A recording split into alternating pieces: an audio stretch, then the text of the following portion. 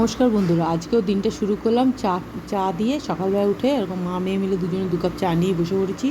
করার পর মেয়েকে করে দিলাম, আমার স্নান পুজো করে নিয়েছি, করে নেওয়ার মেয়েকে দিলাম, টিফিন করে দিলাম।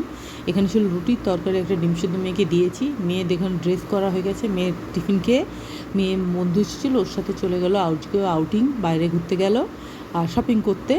আর ওর বন্ধু যাওয়ার সময় আমাকে একটা শাড়ি দিয়ে গেছিলো, তো শাড়িটা ব্লাউজ পিস কেটে আমি শাড়িটাকে সাইডটা একটুখানি আমি সেলাই করে দিচ্ছিলাম, ওটা আমাকে দিয়ে গেল মেয়েটা। তো আমি সেটা করে নিলাম। করার পর আমিও যথারীতি লাঞ্চ করেছি। লাঞ্চ করে আজকে আমি একটু ঘুমিয়েছি দুপুরবেলা। ঘুম থেকে উঠে বিকালবেলা আমি ব্যালকনিতে দাঁড়িয়েছিলাম, মানে ব্যালকনিতে দাঁড়িয়ে পিছন দিকে এটা নিচ্ছিলাম, বেশ ভালো লাগছিলো। ওয়েদারটাও ভালো ছিল, এদিকটা বেশ ফাঁকা জায়গা, তো বেশ ভালো হাওয়া আসে।